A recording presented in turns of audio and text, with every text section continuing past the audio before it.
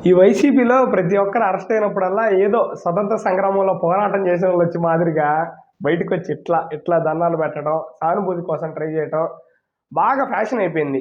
ఈ నకిలీ మద్యం వల్ల కొన్ని వందల కుటుంబాలు రోడ్డున పడ్డాయి. ఇదే నకిలీ మద్యం తాగటం వల్ల కొంతమంది ఎవరు ఏం చేస్తున్నారో, ఏం మాట్లాడుతున్నారో అని తెలియక మెంటల్‌గా ఇదైపోయినోళ్ళు, మెంటల్‌గా పిచ్చెక్కి చనిపోయినోళ్ళు చాలామంది ఉన్నారు. ఆ లెక్క ఎంతమంది చనిపోయారు ఏందనేది ఆ లెక్క వాళ్ళకే తెలియాలి. వాళ్ళ స్వలాభం కోసం, వాళ్ళ నాయకుడు ఆస్తులు సంపాదించడం కోసం ఇతను ఆ నకిలీ మద్యం తయారు చేసి, ఆ బ్రాండెడ్ మద్యాన్ని ఆపేశారు. తెలంగాణలో దొరికే బ్రాండ్‌లు ఆంధ్రాలో ఎందుకు దొరకట్లేదు మొన్నటిదాకా? ప్రజల బలహీనతను వాళ్ళేదో పని చేసుకొని పద్దాకులు కూలీనాడి సంపాదించి సాయంత్రం ఏదో ఒళ్ళు నొప్పులు పోవటానికి కొంచెం లైట్‌గా అలవాటున్నోళ్ళు కొంచెం యేసుకొని ఎళ్లి పనుకునేవోళ్ళు.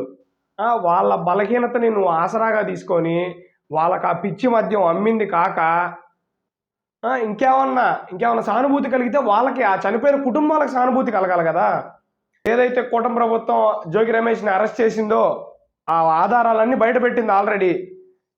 అంతే ఆ సొమ్ము అతను ఏదైతే అన్యాయంగా, అక్రమంగా ఆ నకిలీ మద్యం అమ్మి సంపాదించాడో, అయి తిరిగి ఆ కుటుంబాలకి అందజేసి అని ఆశిస్తూ కూటమి ప్రభుత్వానికి ధన్యవాదాలు తెలియజేస్తున్నాను.